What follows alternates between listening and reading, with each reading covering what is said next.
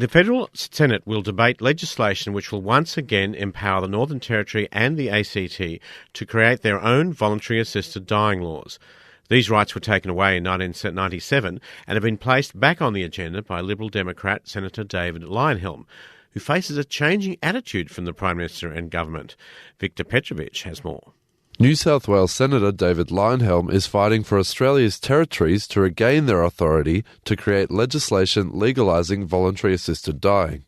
Senator Leyonhjelm says that he reached an agreement with Prime Minister Malcolm Turnbull for his bill to be debated in the Senate and the House of Representatives in exchange for his support for the establishment of the ABCC, a deal he says that the Prime Minister has reneged on. He's saying there was no such agreement. Well, that's the interpretation that's being placed on his word. Fairest interpretation is he is saying he wishes he didn't have that agreement because he doesn't want to live up to it.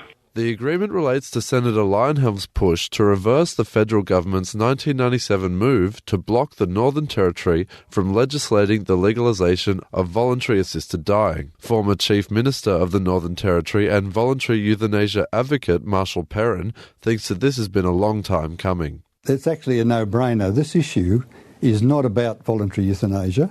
The issue before the federal parliament today is about democracy.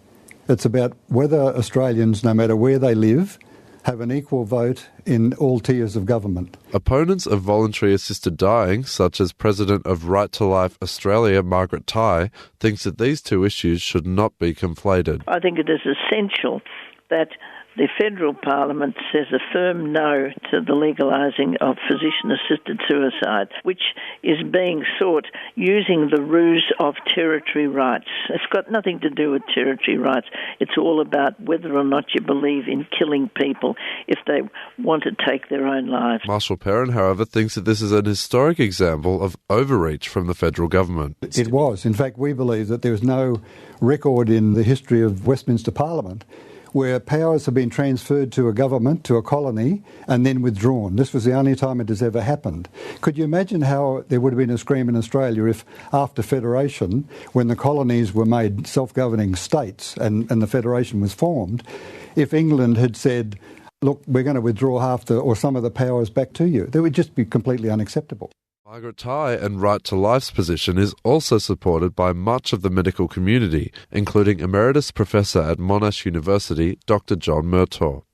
I think it'll send a very dangerous path for the people of Australia. For as far as the territories are concerned, the previous experience was not good. We had virtually suicide tourism in operation, where people were going and getting physician-assisted suicide for very scanty reasons.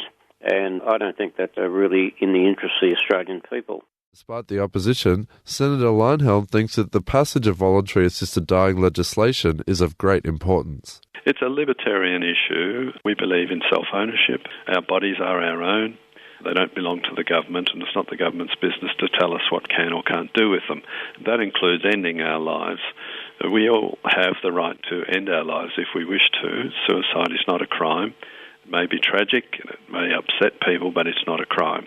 And yet, if you get to the stage where you want to end your life, but you can't do it for yourself anymore, you're too feeble, too sick, too weak, you can't end your own life voluntarily by yourself, and you need assistance to do it, it is a crime to get somebody to help you.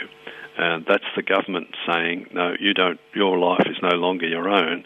We have control over whether you can end your life. That's not a legitimate claim by any government. Dr. Murtaugh, however, is not convinced. For doctors, our mission is to relieve suffering and save lives, not to terminate them. Emeritus Professor at Monash University, Dr. John Murtaugh, ending that report by Victor Petrovich and Surindi Pernaj.